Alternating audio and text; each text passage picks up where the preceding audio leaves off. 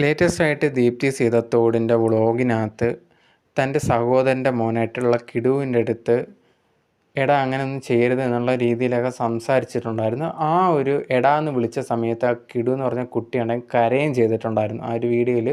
ഇത് കണ്ടതും ആൾക്കാർ ഭയങ്കരമായിട്ട് കമൻറ്റ് ബോക്സിൽ വന്നിട്ട് എന്തിനാണ് ദീപ്തി അങ്ങനെ എടാ പോടാന്നൊക്കെ വിളിക്കുന്നത്, അമ്മയും അച്ഛനും ഒക്കെ എന്ത് ചെയ്യും ഒരു കുട്ടിയുടെ, അതുകൊണ്ടാണോ ദീപ്തി ഇതേ കണക്ക് പെരുമാറുന്നതെന്നൊക്കെ ചോദിച്ചിട്ട് കുറേയധികം പേര് കമൻറ്റ് ബോക്സിൽ ദീപ്തിക്ക് എതിരെ ഭയങ്കരമായിട്ട് കമൻറ്റ്സ് ഇടുന്നുണ്ടായിരുന്നു. തുരുതുര കമൻറ്റ്സൊക്കെ ഇടുന്നുണ്ടായിരുന്നു. അത് കുറേയധികം ദീപ്തി സീതത്തോട് ഡിലീറ്റ് ചെയ്തും കളഞ്ഞിട്ടുണ്ടായിരുന്നു. ഇപ്പോൾ ലേറ്റസ്റ്റ് ആയിട്ട് ദീപ്തി സീതത്തോട് ഒരു വീഡിയോ ചെയ്തിട്ടുണ്ടായിരുന്നു. ആ ഒരു വീഡിയോയിൽ ഇതിനെക്കുറിച്ച് കാര്യങ്ങൾ പറഞ്ഞിട്ടുണ്ടായിരുന്നു. എന്താണെന്ന് ചോദിച്ചു കഴിഞ്ഞാൽ അതിന് കുറച്ച് മുമ്പൊക്കെ സ്ക്രീൻ ടൈം കുറയ്ക്കുന്നതിനെ പറ്റി കിടുവായിട്ടുള്ള സംസാരവും കാര്യങ്ങളൊക്കെ ഉണ്ടായിരുന്നു. അതിൽ ഭയങ്കരമായിട്ട് വിഷമിച്ചിരിക്കുമായിരുന്നു.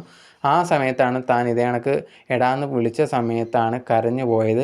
അവൻ നോർമലായിട്ട് തന്നെ എന്തെങ്കിലും ഇഷ്യൂ ആയിട്ട് വിഷമിച്ചിരിക്കുകയാണെങ്കിൽ എന്ത് പറഞ്ഞാലും കരയും.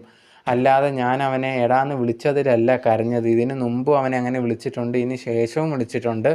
അന്ന് ആ ഒരു രീതിയിൽ സ്ക്രീൻ ടൈം കുറയ്ക്കുന്നതിൻ്റെയൊക്കെ ഭാഗമായിട്ടുള്ള വഴക്ക് അവൻ്റെ അടുത്ത് പറഞ്ഞിട്ടുണ്ടായിരുന്നു.